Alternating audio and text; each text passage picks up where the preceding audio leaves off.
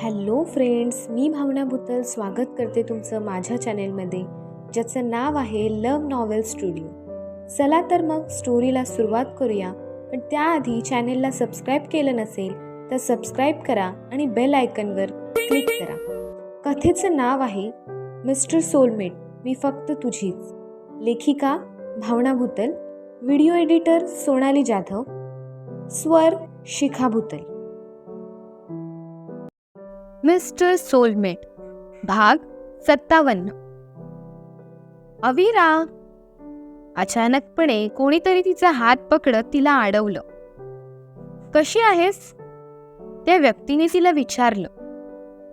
आयुष्यात पहिल्यांदाच ती व्यक्ती इतकं प्रेमाने तिच्यासोबत बोलत होती. अचानकपणे त्या व्यक्तीचे बदललेले रंग बघता अविराने समीरकडे पाहिलं. आता पुढे. अंगावर कांजीवरम सिल्क साडी, ज्याचा पदर डाव्या हातावर मोकळा सोडलेला. तोच हात कोपऱ्यातून दुमडत त्यावर साडीला साजेल अशी मॅचिंग हँडबॅग घेतली आणि दुसऱ्या हातात आयफोन पकडून अविराची सासू अविरासमोर उभी होती. जिच्या चेहऱ्यावरील मेकअप अविरा तर बघतच राहिली. क्योंकि सास भी कभी बहू थी. समीर रागीट नजर रीमाताईंवर म्हणजेच अविराच्या सासूवर फिरवतच म्हणाला. अविराने डोळे मोठे करतच समीरला शांत बस असे म्हटलं. ह्या वेडीला अजिबात भेटायचं नाही, चल बे माझ्यासोबत. अविराचा हात पकडत समीर तिला तिथून ओढतच घेऊन जाऊ लागला. अविरा. रीमाताई अविराला आवाज देत होत्या. अविराने सुद्धा पाठीमागे वळून काही पाहिले नाही. पोराचा डिवोर्स घ्यायला आली का लग्नाच्या रिसेप्शनला? कोर्टात एवढं सजून दजून कोण येतं बे? अविराच्या सासूला असं बघून अविरापेक्षा समीरची जास्त चिडचिड होऊ लागली होती. खरं तर काल रात्रीपासूनच त्याची चिडचिड होत होती. अविरा मात्र समीरने केलेल्या विनोदावर हसण्याचं काम करत होती. तू काहून हसून राहिली बे? जिथे तुला काही बोलायची गरज आहे तिथे मी बोलून राहिलो आणि वर तू दात दाखवून राहिली. त्या दिवशी बोलायची संधी भेटून राहिली होती ना तुला, मग डोळे मोठे करत तिचा मेकअप का बघत राहिली तू? समीरने रागातच अविराला प्रश्न केला. त्याच्या प्रश्नाने अविराचं हसूच गायब झालं. मी बोलणारच होती त्यांना, पण तू मला इथे घेऊन आलास. अविरा उत्तरली. त्यांना? तू अजून पण त्या वेड्या बाईला एवढी रिस्पेक्ट देऊन बोलणार का बे? काहून तू माझं डोकं फिरवून राहिली? समीरने तिला दम देतच विचारलं. सम्या, तू आधी शांत हो आणि इथे बस बरं. असं म्हणत अविरा त्याला एका रिकाम्या बाकड्यावर घेऊन बसली. समीरचे दोन्ही हात तिने स्वतःच्या हातात घट्ट पकडले आणि त्याला विश्वासात घेतच तिने विचारलं. काय झालंय तुला? अशा प्रकारे चिडचिड करत तू कधीच करत नाहीस. तू बोलला नाहीस तर मला काहीच कळणार नाही आणि तू जोपर्यंत तुझं मन माझ्यासमोर मोकळं करत नाही तोपर्यंत तू अशीच चिडचिड करत राहणार. त्यापेक्षा जे काही झालंय ते सांग मला. तुला क्रिश काही बोलला का? किंवा शेफ शिवाज तुला काही बोलले का? तो कशाला काही बोलेल? तो सगळं बोलून आणि करून मोकळा झालाय. तो तर एक नंबरचा नीच, नालायक आणि स्वार्थी माणूस आहे. क्रिशचा तो भाऊ आहे म्हणून तो काल वाचला, नाहीतर त्याचा काल मर्डरच केला असता मी. अविराने पकडलेले हात झटकतच समीर म्हणाला. गप्पपणे काय झाले ते सांग मला, नाहीतर आता एकच ठेवून देईल मी तुला. समीरला राग दाखवतच अविरा म्हणाली. तुला तुझ्या मिस्टर सोलमेट पासून लांब केलंय त्या भैताडाने. तुझ्या बाळाचा जीव घेतलाय त्याने. तुझा मिस्टर सोलमेट क्रिश बोलतो ना तसाच आहे.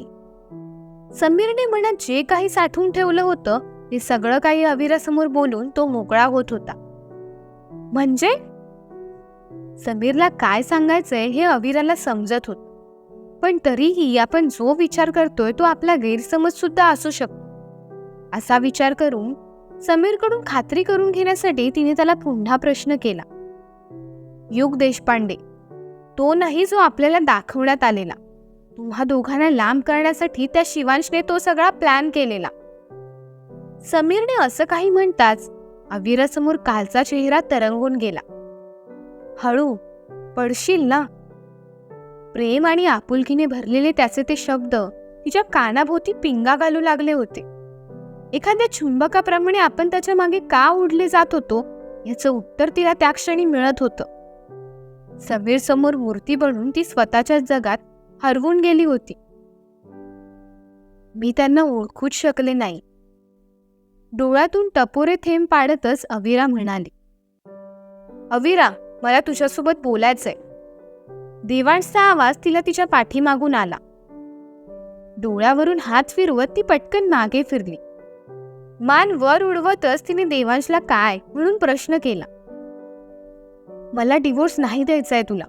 तुझी इच्छा असेल तर आपण पुन्हा एकत्र येऊ शकतो. प्लीज मला एक संधी दे. देवांश अविराला विनवणी करतच म्हणाला.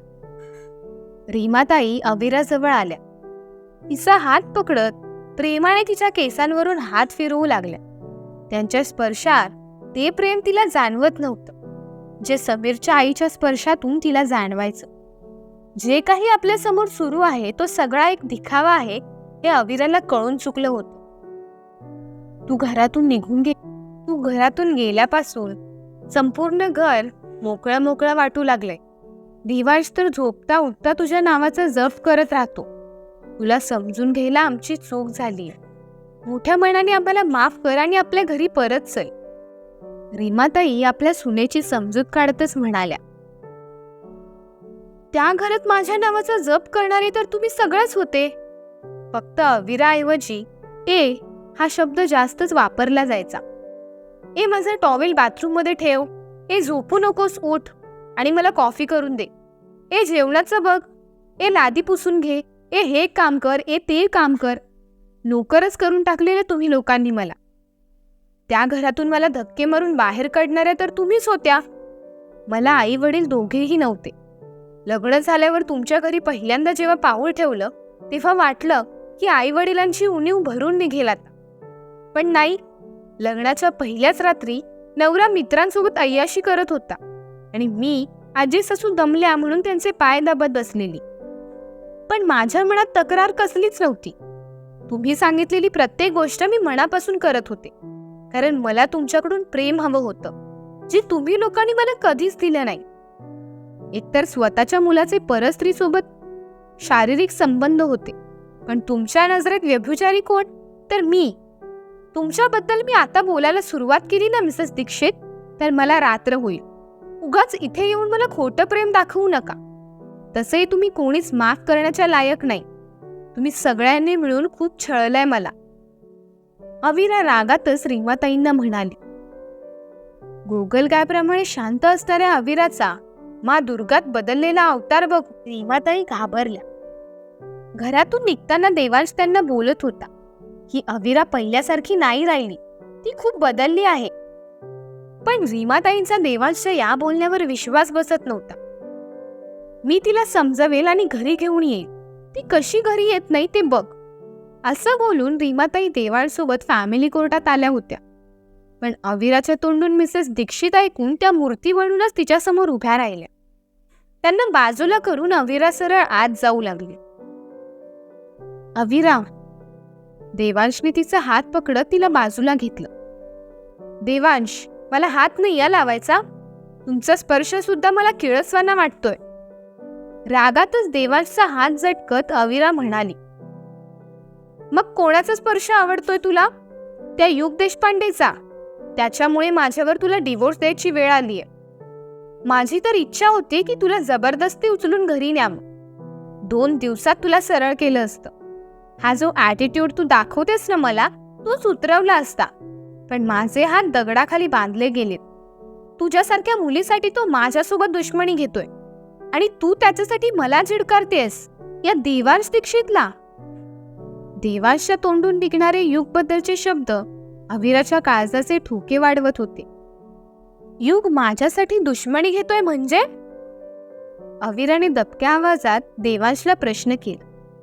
आपला सोलमेट आपल्यासाठी काय काय करू शकतो हे जाणून घेण्यासाठी ती सुद्धा थोडी उत्सुक होती.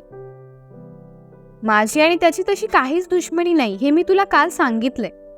तो माझा दुश्मन फक्त याच कारणासाठी झाला कारण की मी तुला डिच केलं आणि त्रिशाजवळ गेलो.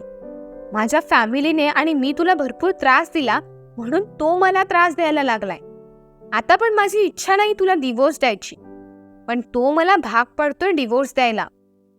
देवांश रागातच बोलून मोकळा होत होता आणि अविरा त्याचं बोलणं ऐकायचं काम करत होती. देवांश अविरासमोर आला. तिच्या नाजूकशा खांद्यावर त्याने हात ठेवत बोलू लागला. हे बघ अविरा, मला मान्य आहे की मी चुकीचा वागलोय. I am sorry for that. पण प्लीज हे डिवोर्स वगैरे नको ना. मी तुला खूप खुश ठेवेल. I promise you. जर तुझी इच्छा असेल ना तर तू हा डिवोर्स थांबवू शकतेस. मग तो युग देशपांडे माझं काहीही वाकडं करणार नाही. तुझी इच्छा आहे आपण वेगळं व्हायची, म्हणून तो मला फोर्स करतोय तुला डिवोर्स द्यायला. मला उद्ध्वस्त करायचंच ठरवलंय त्याने. तू तुझा विचार बदल प्लीज. देवांश विनवणीच्या सुरातच तिच्याशी बोलत होता. अविराने नाही म्हणून मान डोलवली आणि देवांशपासून 2 पावलं लांब झाली. देवांश दीक्षित आणि अविरा दीक्षित दोघांच्याही नावाची अनाउन्समेंट झाली. अविरा त्या दिशेने जाऊ लागली. अविरा प्लीज. देवांश तिला समजावत होता.